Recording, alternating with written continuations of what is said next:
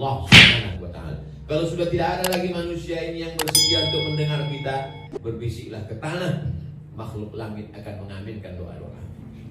Bukan dapat saya dari hadis, dari grup WhatsApp. Berbisiklah ke tanah supaya makhluk-makhluk langit mengaminkan doa-doa. Yastaghfir lahu man fis samawati wal ardh. Ada makhluk langit yang memintakan ampunan kepada engkau, kepada Allah untuk engkau. Dan begitu juga dengan makhluk bumi. Untuk siapa? Untuk orang yang ridha. Kemudian ridhonya itu menjadi inspirasi dan dia mengajarkan kebaikan buat orang banyak.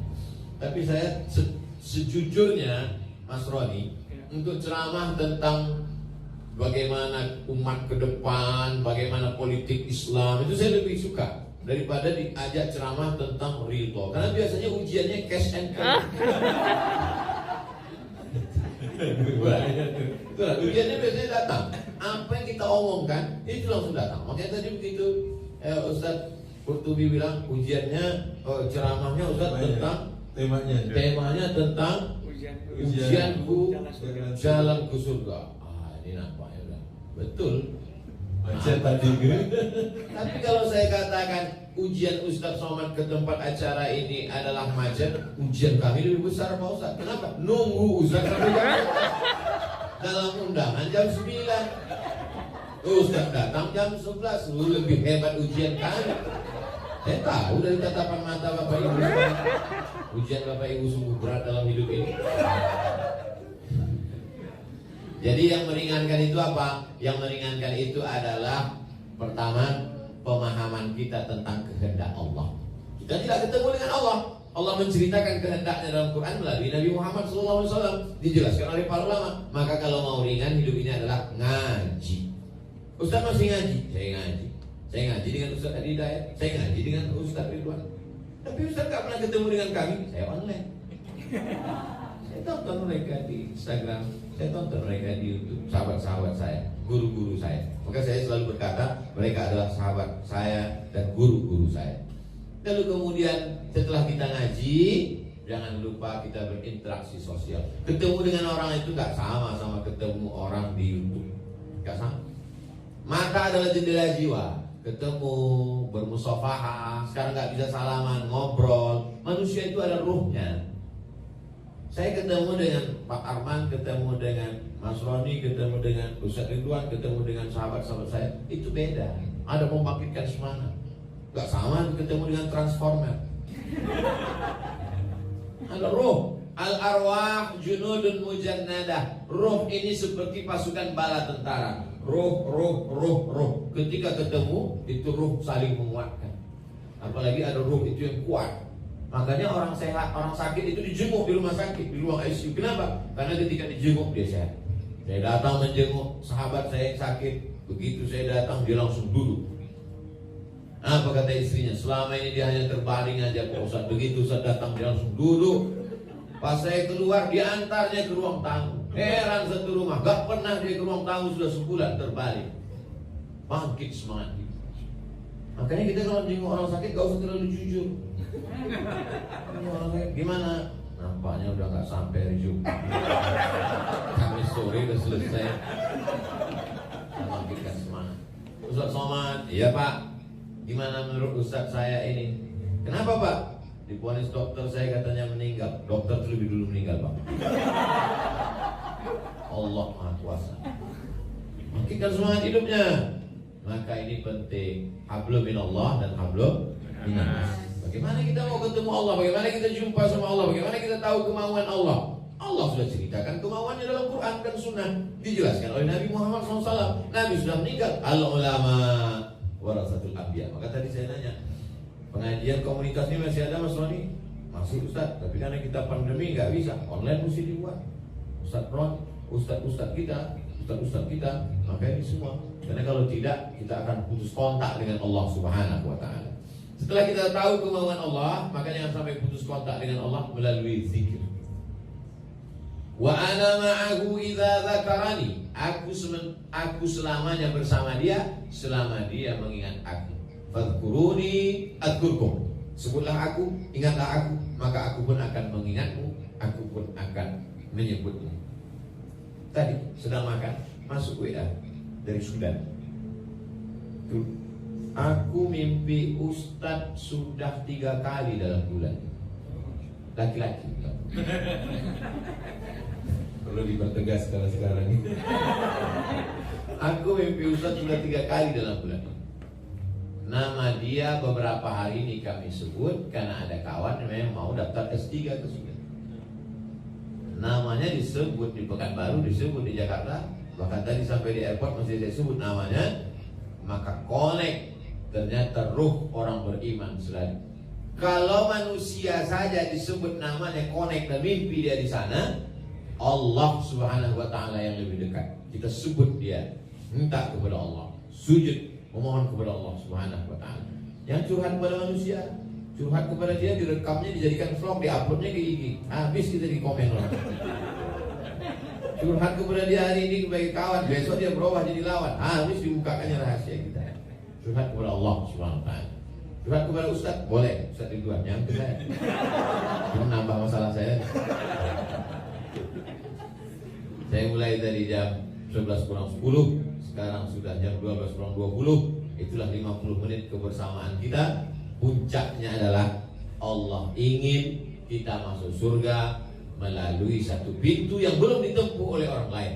Dari pintu sholat kita insya Allah akan masuk dari sana karena sholat kita. Amin. Masuk dari pintu sedekah kita akan masuk dari sana karena sedekah kita. Masuk dari pintu satu ini tak banyak orang yang bisa, dan Allah ingin kita masuk dari pintu itu, pintu ridha, menerima ketetapan Allah dengan tetap berusaha menurut Ahlus Sunnah wal Jamaah. Terima kasih. Selanjutnya saya kembalikan ke Al-Mukarram Ustaz, sesuai dengan kehendak Allah Subhanahu wa taala. Jadi bahwa orang ingin punya anak, ikut syariat Nabi Muhammad SAW, ikut syariat para nabi sebelumnya, mereka menikah, mereka berusaha, mereka berdoa. Maka begitu juga dengan kita. Kita menikah, berusaha, berdoa. Kata orang makan kacang-kacang, makan kurma muda, makan, ikut konsultasi ke dokter. Berhasil, alhamdulillah.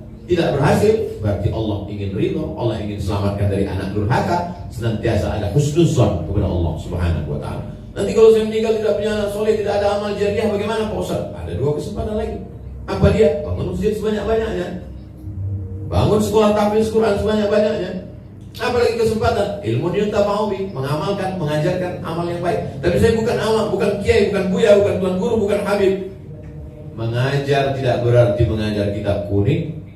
Mengajar anak tulis baca, Iqra, Al-Fatihah, itu juga sudah menjadi amal jariah.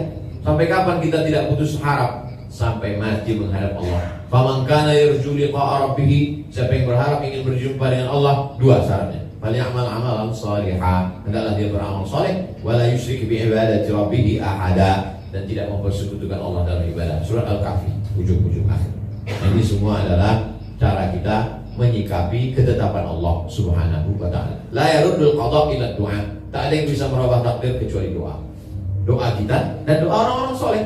Nanti kalau Uwais Al-Qarni datang kemari, minta doa kepada dia karena doanya mustajab kata Nabi. Padahal Uwais tidak jumpa Nabi, Uwais tidak pernah berperang bersama Nabi, tapi sahabat Nabi justru minta doa kepada Uwais. Ternyata setelah Nabi meninggal baru Uwais datang. Dia baktinya kepada ibunya luar biasa. Ada orang-orang yang biasa saja, tapi amalnya luar biasa di hadapan Allah. Allah kabulkan doanya. Maka jangan lupa berdoa, minta didoa. Saya sampai hari ini coba lihat, kalau ketemu dengan Ustaz, dengan kiai, dengan jamaah, kalau minta doa. Doakan kami Ustaz Somad, doakan juga saya. Doakan kami Habib, doakan kami Ustaz. Doa berdoa, saling berdoa. Kemudian tentang masalah mendakwahi orang tua dari saudara kita di Johor Bahru, Malaysia, di negeri seberang. Kita ceritakan saja intinya ke Ustaz Ridwan. Poinnya 1, 2, 3. Poinnya, ayah ini belum sembahyang, mak ini belum pakai jilbab, lipstiknya masih 2 inci. Poin yang ketiga, mereka masih mau menceritakan aib orang lain Ustaz. Nanti buat pengajian silaturahim, kajiannya tentang itu. Tapi jangan terlalu dekat-dekat ke situ, nanti ketahuan udah bocor. Tidak kita yang sudah hijrah itu menceramah. Penyakit orang sudah hijrah, merasa sudah berilmu, merasa sudah ngaji, sudah tobat, Lalu kemudian seenaknya menceramahi orang. Dikumpulkannya ayahnya, ibunya, lalu dia ceramahi. Assalamualaikum warahmatullahi wabarakatuh. Ya ahlan nar. Betapa hati mereka.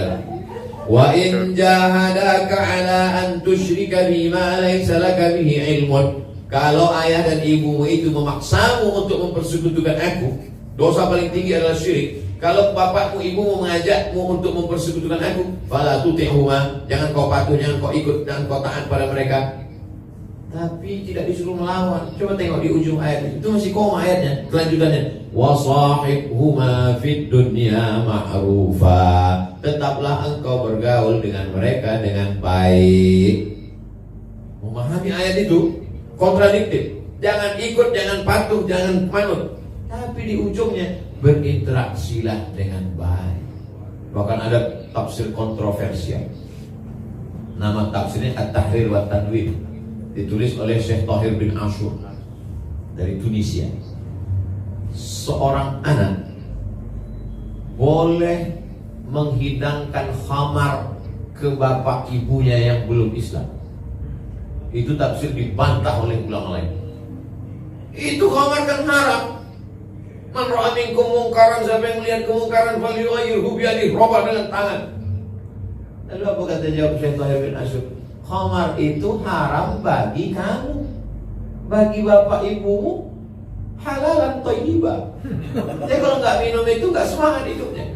Saya tidak ingin kita menyuguhkan khamar ke bapak ibu. Bukan itu yang saya inginkan. Sampai selevel itu.